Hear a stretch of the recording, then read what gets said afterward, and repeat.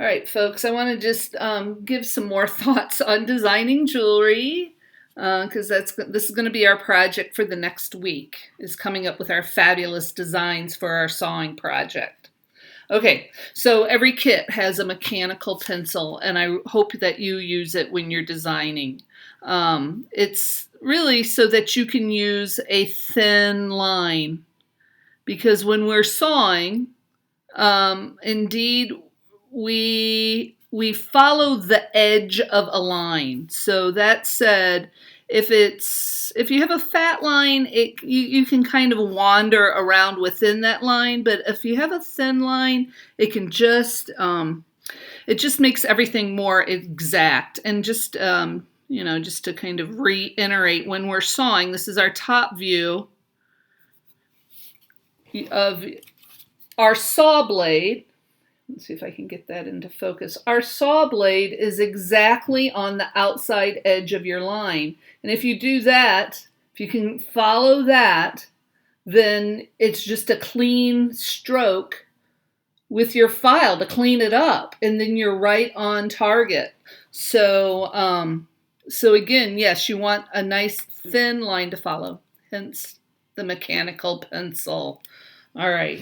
So the other thing is that when you are designing for jewelry metal, if you're dealing with sawing technique, I mean, obviously we are cutting positive and negative space. So I guess I don't really need that.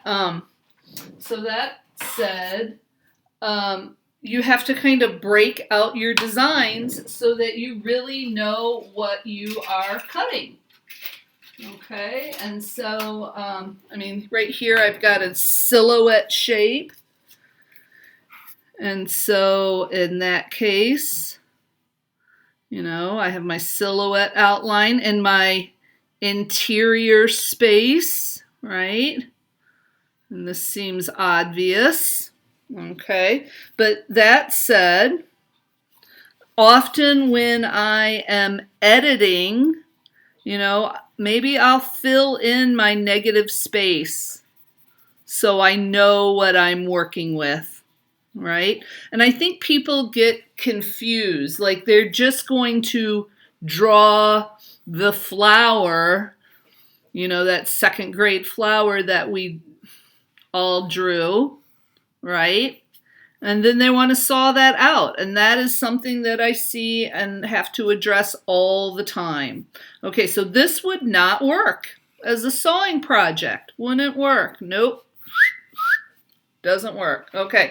The reason is that if I follow all of this line, what's going to happen is that everything becomes disconnected.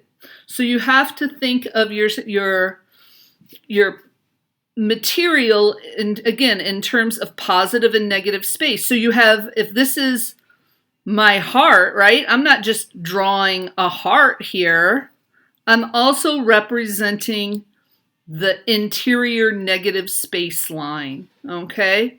And so if that is the case, right, you would, of course, then we have our interior line, okay?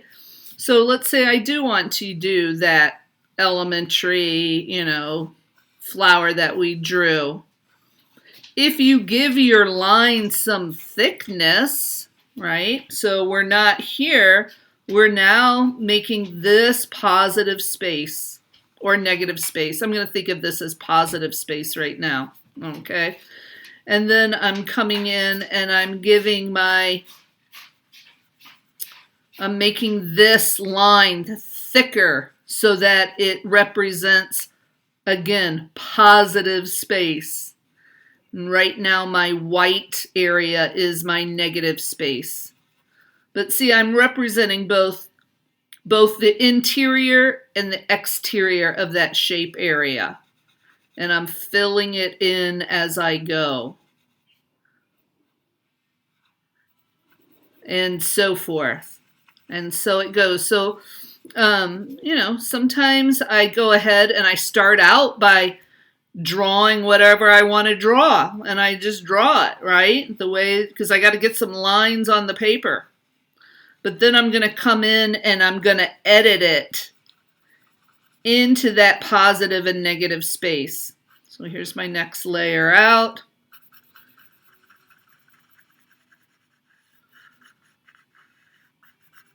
And so forth. And so now this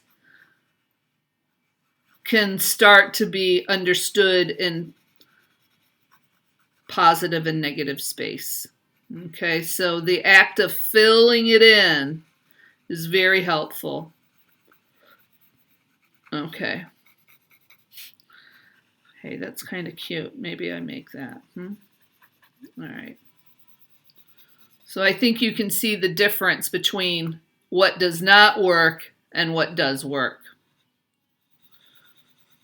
All right.